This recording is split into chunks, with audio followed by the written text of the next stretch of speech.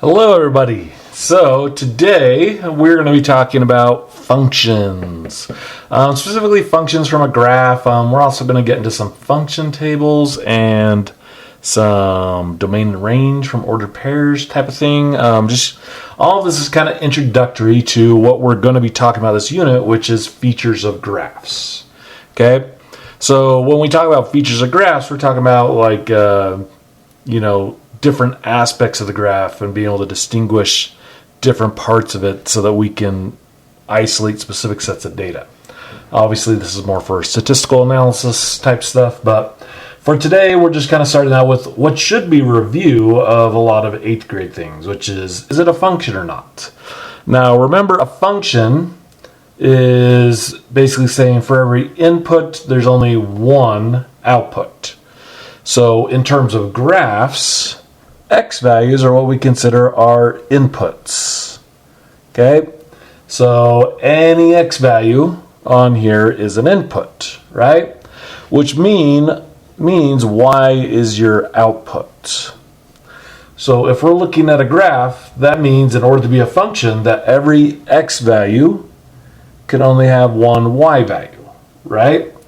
So basically it's that this X value can only be represented on the line once, right? So if we look at like this line right here, it's just a straight diagonal line. The way we can quickly identify if it's a function or not is if I can draw a vertical line and it only hits that line, that graphed line once, then it's a function. That means that X value, there's only one Y value.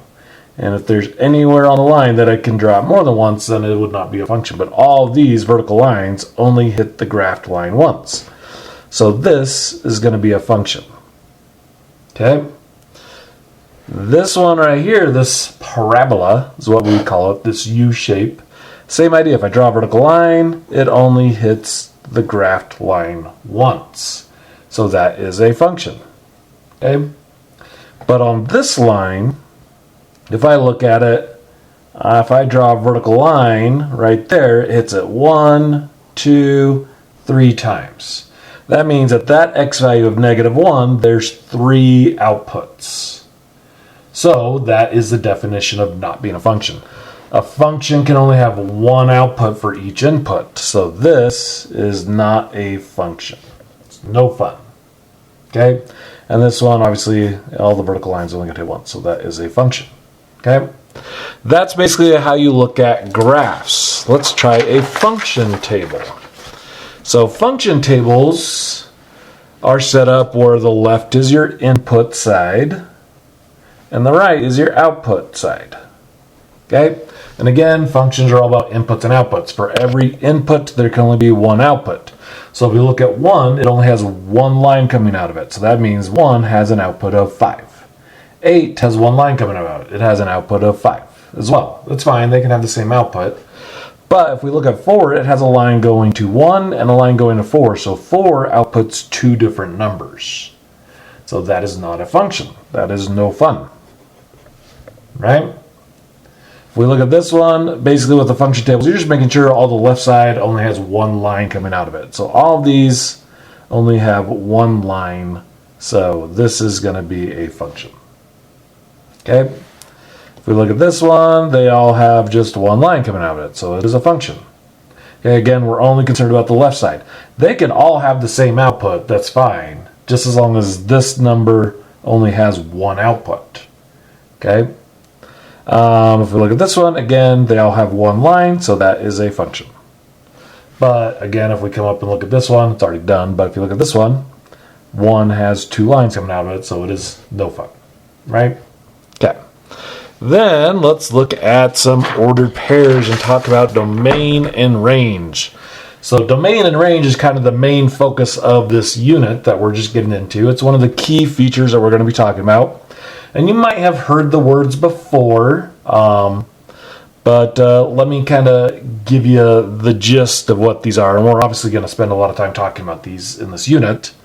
But domain is just going to be all your X values. Domain represents the horizontal plane of the graph. So it's all the X values on your graph are part of the domain. right? So if we're looking at a graph, all the domain would be all the things going left and right, basically. It's the horizontal plane. And sometimes it's important just to look at like what's happening horizontally on a graph. So this is where domain comes into play. And then range, if you haven't guessed, is going to be all the y values. So essentially, domain is all your input values and range is all your output values. Okay, when we're talking about functions.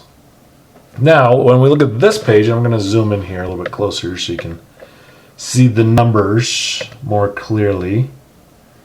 Okay, so when you look at this page, you're going to get a bunch of ordered pairs. Okay, let me focus that a little bit. Yeah, that's better.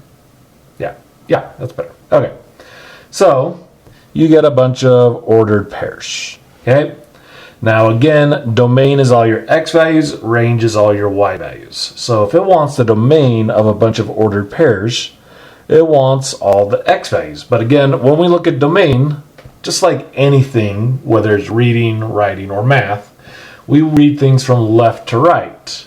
So to write the domain down, we would write the least x value first, and then write it in ascending order. So the least x value is -8.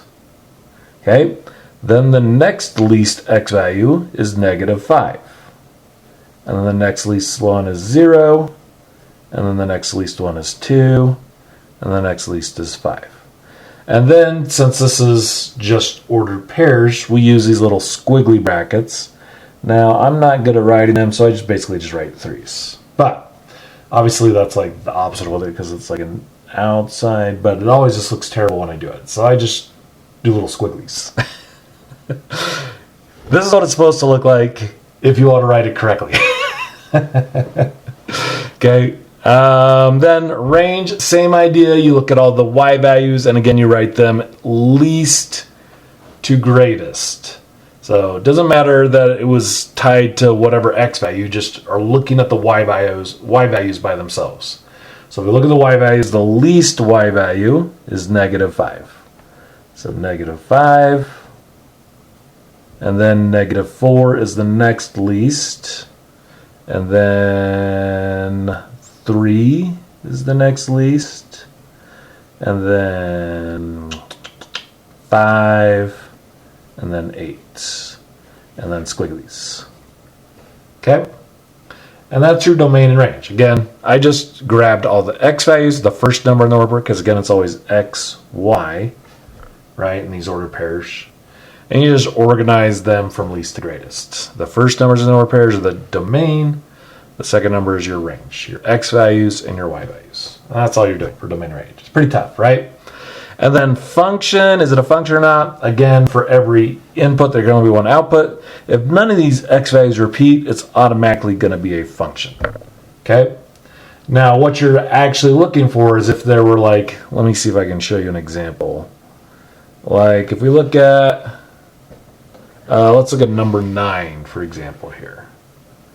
So I'm going to do the domain and range again just to show you real quick. So domain is all the x values from least to greatest. So we start with the least, which is -9, and then -8, and then -6. Now there's 2 -6s. You could write it twice, but you don't have to. Since I'm just identifying all the x values, if it repeats, I'm not going to mark it wrong if you write it twice, but technically you only have to write it once. And then 3 would be the next one. And then squiggly, and that's really bad next to my squiggly because they look like the same thing. But that's a 3. That's squiggly. Don't tell your parents. Okay. All right. Then next one, range. So your y values. So we're going to find the least y value, which is -9, and then write it in ascending order. So next one is -7, and there are 2 of those. So again, I only have to write it once, and then -3 is next, right? Yeah. -3, and then +9, and then squigglies. Okay. Now, This is what we're looking for to determine if it's a function or not with ordered pairs. We're going to look for if there are repeating x values, which there are, right? -6 repeats. Now, this is what tells me if it's a function or not. If it has the same output, it would be a function. But if -6 has two different y values attached to it, then there's two different outputs at -6, and that is not a function. And as we can see, -7 and -9 are both outputs at -6. So that is not a function. That is no fun. Okay? And that's all you're doing. Okay? If you have any questions or concerns, ask your teachers. We're here to help. We want to help. And I'll see you guys out there.